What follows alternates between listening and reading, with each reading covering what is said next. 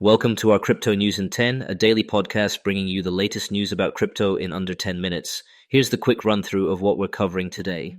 The US derivatives regulator just tore up a prior plan to ban political and sports prediction markets and says new, clearer rules are coming. Nevada, meanwhile, is suing Coinbase over event contracts, and Coinbase is suing back. On the product front, MetaMask now lets eligible users trade tokenized US stocks and ETFs right inside the wallet via Ondo. Globally, India is about to test e-rupee coupons for food subsidies in Chandigarh, and we close with a security alert. Step Finance on Solana confirms a treasury breach that drained tens of millions. Story 1. The CFTC hits reset on event contracts. Late Wednesday, February 4th, the Commodity Futures Trading Commission, the CFTC, formally withdrew its 2024 proposal that would have effectively banned political and sports contracts. It also scrapped a 2025 staff advisory that warned against sports markets. The new chairman, Michael Seelig, called the old approach a frolic into merit regulation and pledged a fresh rulemaking grounded in the Commodity Exchange Act. Translation: the agency wants lawful innovation, with clearer guardrails. That matters for platforms like Kalshi and Polymarket, and for brokerages and exchanges experimenting with prediction markets. A CFTC press release says the Commission will not finalize the prior ban and will pursue a new framework. Legal memos this week echo it. A comprehensive rule set is coming next. Story 2, state pushback continues. Nevada versus Coinbase. The Nevada Gaming Control Board filed a civil enforcement action arguing that Coinbase's sports and other event-based contracts are unlicensed wagering under state law. The complaint seeks an injunction to halt those markets for Nevada residents. Coinbase fired back by suing Nevada's regulator to block the action, pointing to its federal oversight and arguing these are CFTC-regulated derivatives, not state-regulated bets. It's a jurisdictional clash to watch, federal derivatives law versus state gambling statutes, with users caught in the middle. Reports this week detail the Nevada filing, note that ARK made a small dip buy in Coinbase shares despite the headlines, and confirm Coinbase's countersuit in Carson City District Court. Before we continue, here's a message from our sponsors. Need elite developers fast? Elite Coders connects you with rigorously vetted senior engineers in 24 to 48 hours. Staff augmentation, dedicated teams, or full project delivery, we've got you covered. Visit elitecoders.co to get started today.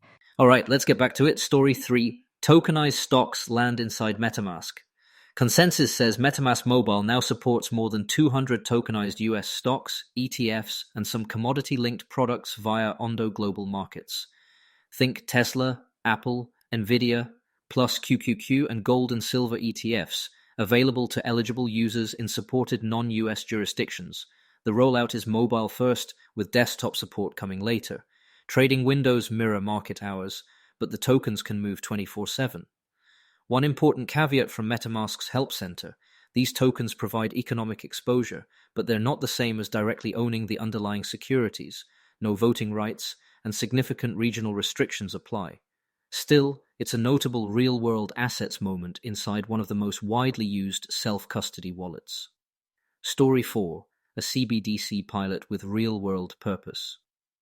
Starting mid-February, the Indian city of Chandigarh will test purpose-bound e-rupee coupons for food subsidies under the public distribution system, with similar trials slated for Puducherry and parts of Gujarat. These programmable e-rupee vouchers, delivered by RBI-enabled wallets or QR codes, are redeemable only for authorized goods at registered shops, with time limits and optional geofencing to curb leakage and fraud. Authorities say the pilot aims to improve last-mile delivery while enabling offline transactions and direct funding flows from the central bank to beneficiaries. If successful, this could become a template for targeted transfers in other programs. Story 5. A security incident rocks Solana DeFi. Step Finance confirmed that multiple treasury and fee wallets were compromised on January 31st during Asia-Pacific hours, with on-chain data showing roughly 261,854 SOL moved, about $27 to $30 million at the time, and the team later said losses could be closer to $40 million after full reconciliation. The attacker reportedly compromised executive devices to gain privileged access. This was not a smart contract exploit. The STEP governance token plunged after the disclosure, and STEP says it has recovered a small portion with partner help and Token 22 protections. The lesson here is evergreen. Treasury keys and device hygiene matter as much as audited contracts. Quick recap. In the US, the CFTC just reopened the door to a rules-based path for prediction markets, even as Nevada tests that boundary in court with Coinbase. MetaMask's new integration pushes tokenized securities deeper into Web3 wallets, mind the eligibility and rights distinctions. India's e-rupee trial shows a concrete public sector CBDC use case, and Solana's step finance breach is a stark reminder. Sophisticated attackers often go after people and keys, not code. That's your crypto news in 10. Thanks for listening, and see you tomorrow.